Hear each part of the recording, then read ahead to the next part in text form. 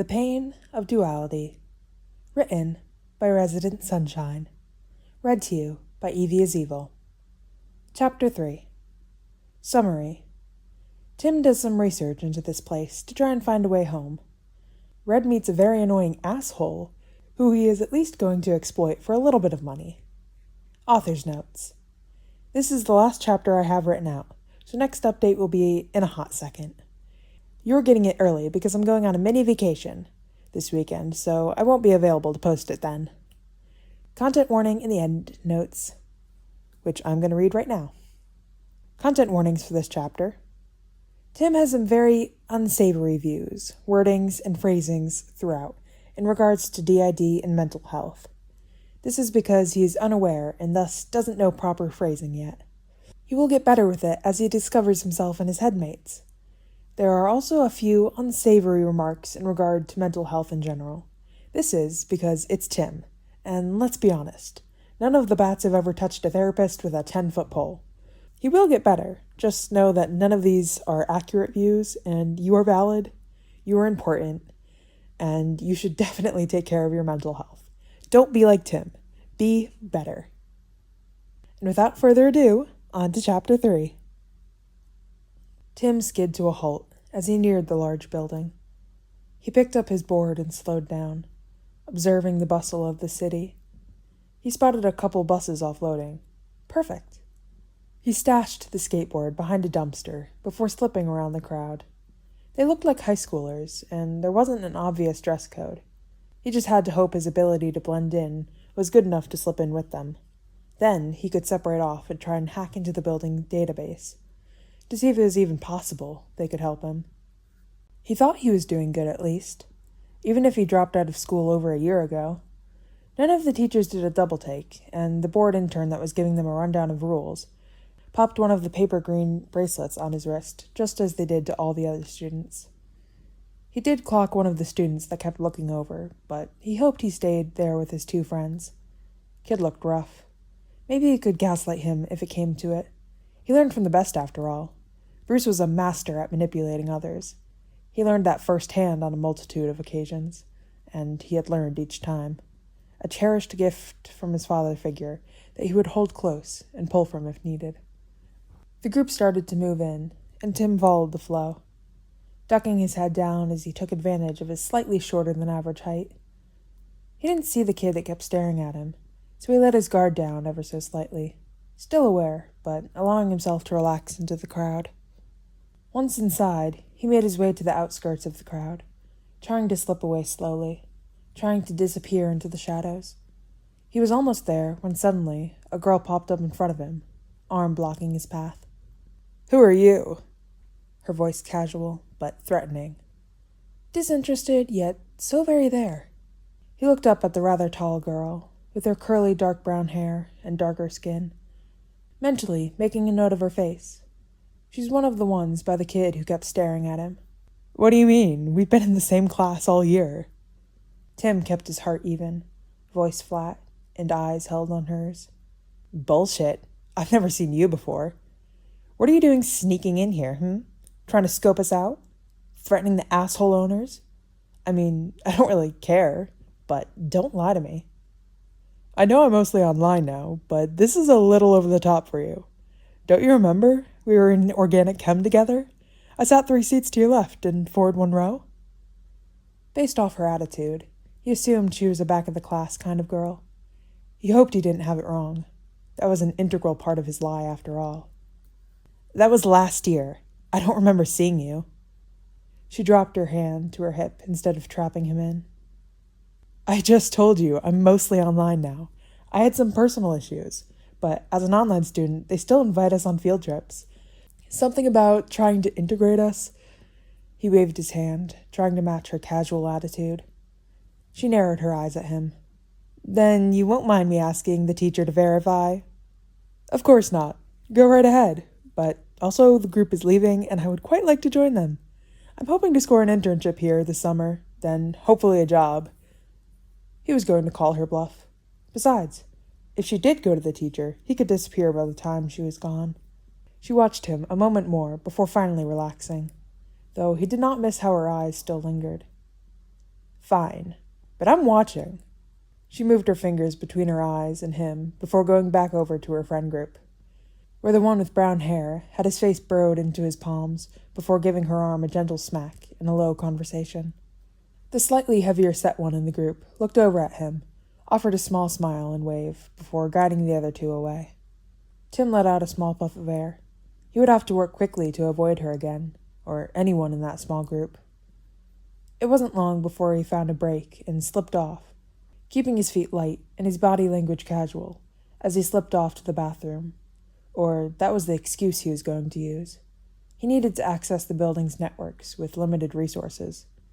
Only having the programs on his phone, he just hoped it was enough. Hacking was much more Barbara's specialty. Not to say he wasn't good at it. No, he was actually quite skilled himself, but this was a different ballpark. He didn't know if they were more advanced here, if his programs would even be compatible, if it was even within the realm of possibility. And worse yet, what if he failed? Would they arrest him? Punish him? Public execution? There were so many unknowns, and it made his anxiety claw its way up. Maybe he should have stuck with the group, seen if the tour gave him the information he needed. But that meant being around that girl, walking on thin ice already with his shallow lies and deceits. You must be with Midtown. Awfully far from the tour now, aren't we? Tim froze and looked up, pulling his best sheepish look at the older, well-dressed man. I am. I was heading to the bathroom when I got distracted by your research here. It really is groundbreaking stuff, he offered, hoping to pull off that sheepish, empty-headed nerd facade. He had years of masking, of matching other mannerisms and speech patterns. He just hoped he guessed on a correct one to match the situation. I see. Well, the bathrooms are right back by the group. I suppose it is only natural that you ended up here on your way. Shit, they were? Sorry, sir. Tim rubbed the back of his neck in the same way he had seen Duke do when he was admitting to Bruce how he messed up something. An act that must have been linked to why Duke never got screamed at, never got the silent treatment. At least, not from what Tim saw.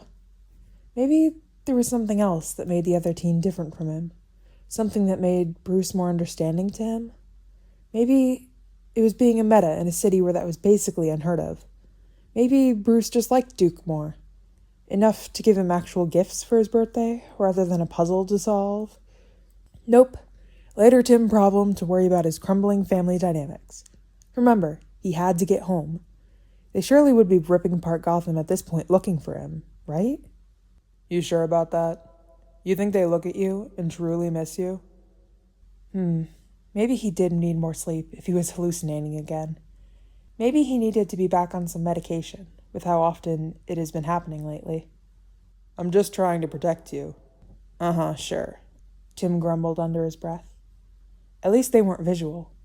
Auditory hallucinations were tolerable. Visual made him have to question everything.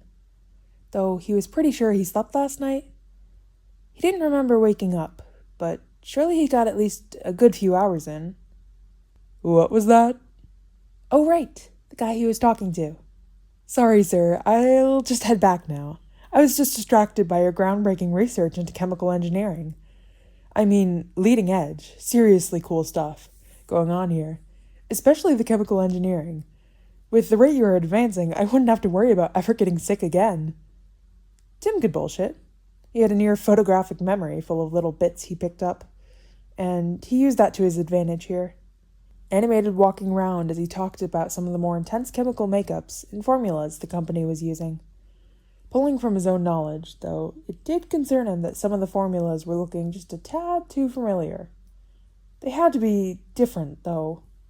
They were all slightly off from the fear toxin and Joker gas chemical formulas, long ingrained into every bat in case they were exposed. It almost looked like they were mixing them with a biocomponent. Later, Tim would have to look more into it. He had to get back away from this person, who looked like he was probably a higher-up, someone who could easily tell his lies, or even just arrest him for trespassing. I'm impressed. You know your stuff. Have you been thinking about your future job opportunities? The man walked after Tim, slowly blocking his path back out of the lab. I started Oscorp to be a leader in the industry, and I get the feeling you have a bright future ahead of you. Tell you what, I'll forget about your little wandering, but when this little summer internship fair is done with your school, after you spend a day at each of the major leaders, you come back here. You'll see that they're all beneath us in both access and technology and innovation. He pulled out a card, offering it over. Oh, wow, thank you, sir. Tim gave a polite little bow, happy to be able to finally break the eye contact he was forcing himself to hold. I appreciate the offer, and I will let you know once we finish off what I decide. Is that what the school is doing? He supposed it was summertime, so schools typically were not in session. But an internship extravaganza? Maybe he should hack into the school and make himself a student. That would be a great way to see each of the buildings. Though that ran a higher risk with the girl already on him. No, it wasn't worth the risk. He could find another way in. Besides, from what he could see, this place was much more bioweapon and chemistry focused. Not exactly the tech and multi-dimensional travel focus that he needed. He watched as the owner considered him, catching the slight downturn of his mouth, which made his anxiety spike, but he kept his breathing even and his posture relaxed. Of course, you won't find anything more state-of-the-art than here. Now, go back to your class, and don't let me catch you again. Yes, thank you, sir. Tim ducked his head and quickly went back to where the class was, following in step for the rest of their tour while trying to avoid the nosy girl, or any direct attention in general. Oscorp was awash. Even if they potentially had the tools, he would need something much quicker than they could provide.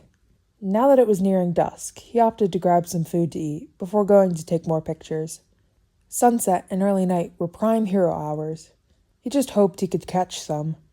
Maybe the elusive Spider-Man, because apparently the newspaper had beef with him, and their regular photographer stopped delivering, leaving a void perfect for Tim to fall into. He perched himself up on a roof and kicked his feet over the edge as he ate his chicken tenders that he had picked up. They had gone cold by the time he found a safe spot to perch, but that's okay. He had survived off worse before. Far worse things than cold chicken tenders. It was just that he expected them to be warm, and messing with that made them taste gritty, made them taste like he was licking the sidewalk. He remembered Janet always reprimanding him for being picky as he forced down another bite. Don't be ridiculous, Tim. It's edible, Tim. You should be happy we provide, Tim. He grumbled as he forced down another bite. Don't be fussy, Tim. You should be grateful, Tim. He forced down another bite and rested his chin on his knee, pulling his leg to his chest. It's okay, Tim. You can get something else to eat. You still have a few dollars. Maybe try that gas station. Prepackaged is much more predictable. Tim groaned and closed his eyes. Maybe he should just sleep up here. That should help with the weirdly helpful voice in his head, but then he would have to wait a full other day to get the photos, which means 2 days to actually sell them and get more money. Absolutely not, young man. No sleeping on edges. You can fall and get hurt. Yeah, I'm going. Tim pushed up and adjusted his camera, checking the settings before leaving the last 2 tenders.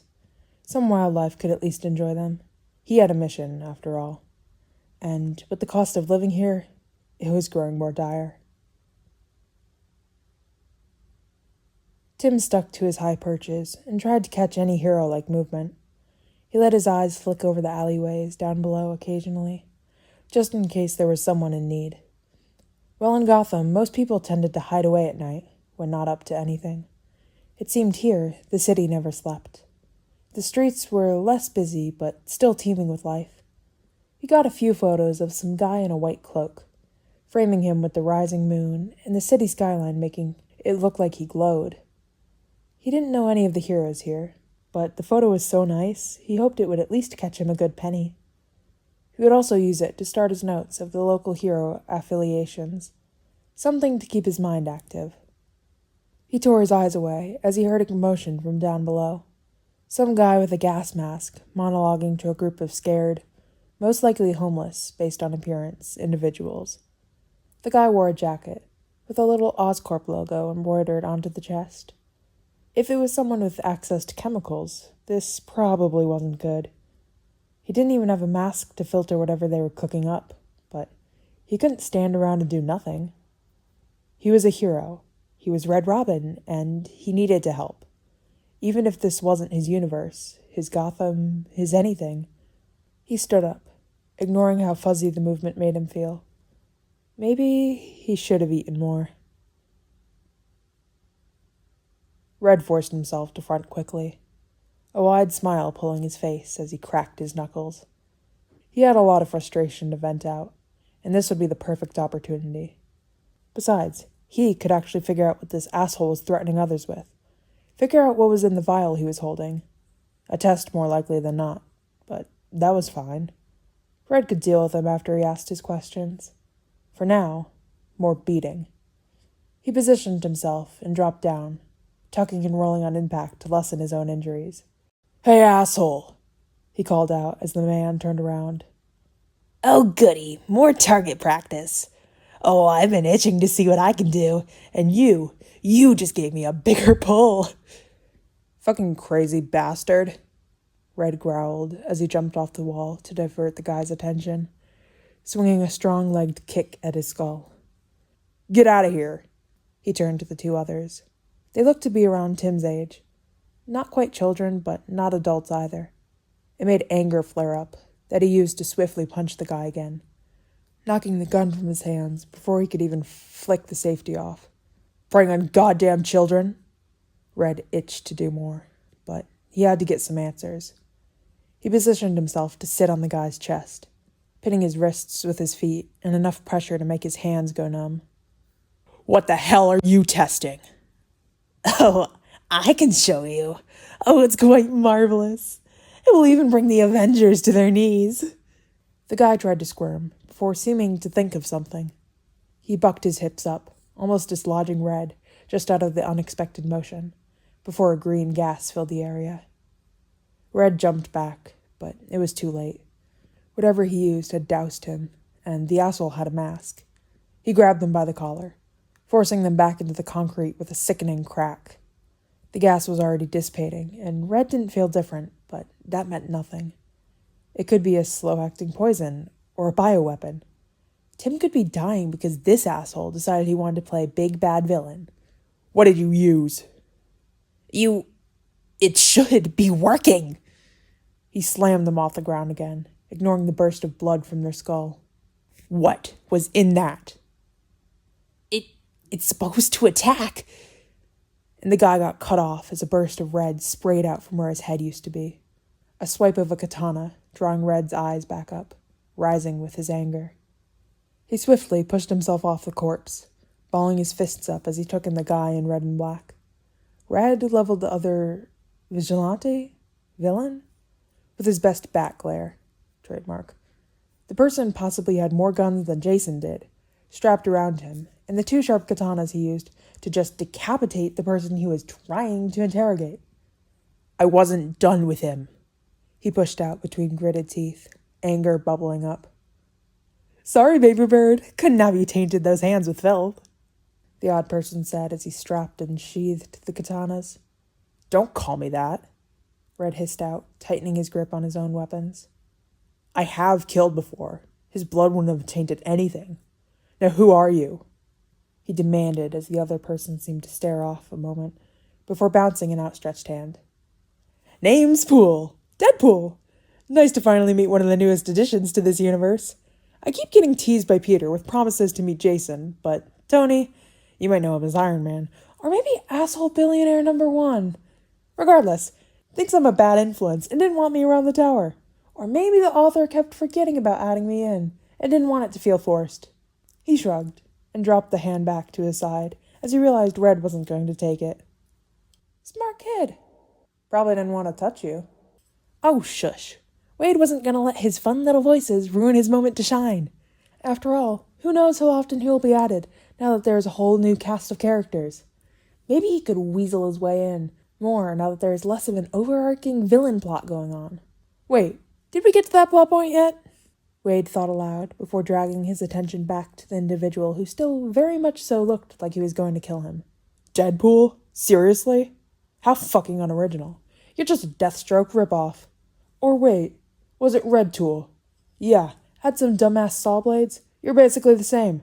Both a fucking tool. Red slowly eased his fighting stance, only enough to give the illusion that he was relaxing, but he knew better. Knew that if he let his guard down, then they would get hurt. He couldn't let that happen. Robin and Tim were already getting all sorts of soft. He had to protect them. Oh, a potty mouth on this one. Wade shifted his own stance, opening himself up to help ease the other. Relax, I was only paid to take out this one, not you. You're not a threat to me. I can disarm you easily. Your stance is too slack, and your movements are limited. You're too reliant on your weapons. Well, I don't know about you, but all this killing has made me famished. What do you say we go grab something to eat? Red thought about it a moment, rolled the idea around in his mouth. It was stale and tasted of ash, but he knew the body would require food at some point, and soon. He could always drop back, but he still needed to protect them. To protect Robin from the bloodshed. To protect Tim from getting hurt again. Maybe he could convince Carrie? She was good at taking care of the body. Good at doing things he was not. He did not trust this person around Junior. He seemed too unstable. And Lord knows that's not what the other needed. Though, maybe it wasn't the worst thought. JJ still missed his mama, and well... This idiot was actually pretty close. No, he couldn't trust him. Not yet, not ever. Tell you what, Red finally forced out, becoming aware of how much time had passed in his mind. If you can beat me in a battle, I'll let you take me to that seedy bar down the road so I can get a drink and something to eat. Now we're talking. Isn't he like 3? Ooh, let's see if we can stab him. He has that special training. We can't kill a kid. Unless... We aren't killing a kid. Wade rolled his eyes before looking back at the teen. How old are you? 21, and I'm not planning on letting you even get the chance to kill me. But I cannot promise the same for you. Red shifted, cold, calculating eyes taking in Wade for a moment, studying him. See? Not killing a kid, Wade pointed out, both to the voices in his head and to the audience over his shoulder. Minimal bloodshed. Pinky promise. Then he turned back to Red. All right, I win, and I get to take the child to a bar. What if you win? If I win, I get the pleasure of killing you, and you stay out of my way. Easy peasy lemon squeezy. Can I get a name for the betting pool? We have Wade over here in my corner, complete with his best friends Yellow and White. You mean only friends? No, he has Spider Baby and all those hunks over there at X Mansion. Do they count? Yes, they count, and I take great offense on their behalf. Wade huffed before turning back to the other, just to notice he was gone. Ah, shit. He did the shadow thing, didn't he? He idly spun his katanas. They reminded him of those color guard members. Except instead of flags fluttering in their wake, it was blood. Oh, what a beautiful sight. He was too busy imagining spilling blood with his weapons and twirling it around to the beat of a song to notice Red jumping down on him until legs wrapped around his neck, and he was being flipped over and face slammed into concrete. Oh, now the party's starting. Wade spit out some blood and broke his neck to escape the kid's hold. That's going to be annoying. Whoops.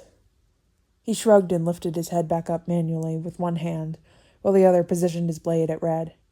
So, at the bar, do you want juice or milk? I will warn you, they might laugh if you order milk, or start a bar fight, but at least that will be fun. He's winning this. You already broke your own neck, dumbass. But where's the fun in that? Oh, if only this was Logan, or Scott, or Kevin, or actually any adult. We could make it so much sexier. You're unbelievable. And you're both distracting. Let me fight in peace. It's what the readers expect, right? A little action spread across their superhero-themed book.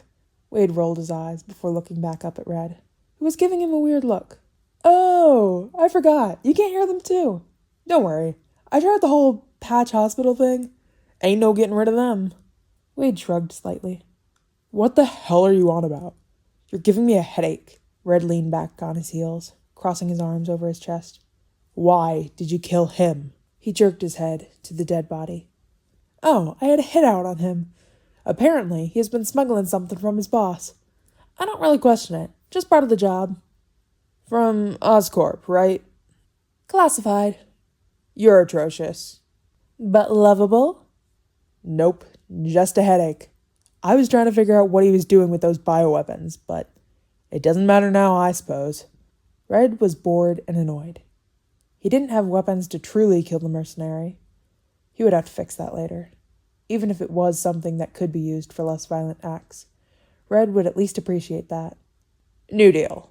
I kick your ass, and you pay with the money you made from killing that bastard. Wade tilted his head back and forth, contemplating the offer. How about I pay and give you a portion of the profit? Then, when you get a weapon, we can have a rematch? Red stared at him a moment. A challenge, a dare. But eventually caved. The body needed to eat, and he needed a drink. Besides, that money could help support Tim a bit longer. Fine, but once we get in, you leave me the hell alone. I don't want you sitting near me at the bar. Deal! Wade perked up at the offer, just happy that he didn't have to kill this kid. It would have been fun, though. Red kept his eyes on Deadpool, not letting the man out of his sight, even as he hummed to an unknown tune and danced around the sidewalk. He was annoying, arrogant, an asshole. But he wouldn't let his guard drop. Couldn't let his guard drop. He needed to remain present until the body was fed and cleaned, and, ideally, tucked into a bed somewhere. This was utterly ridiculous. There was something about this crazy bastard that eased him. But Red was not going to analyze that part. No. He would use him for some food, to get a little tipsy, and enough money to get a hotel room for the week. That should be more than enough time for Tim to figure something else out. That was all he was here for. Nothing more. And that is the end of Chapter 3. Author's notes, most of it is the content warning that I read at the beginning. There is one little bit at the end. Thank you for the love and support. Till next time. And as a reader, I also want to say thank you for the love and support. Doing Deadpool was actually really fun. That was fun. I'm kind of sad that there isn't that much Deadpool in this fic. At least not so far. It's like this chapter, one more chapter, and I think that's kind of it, unfortunately, but Resident Sunshine, if you're listening, add more Deadpool. I love him. But yeah, this chapter was really fun.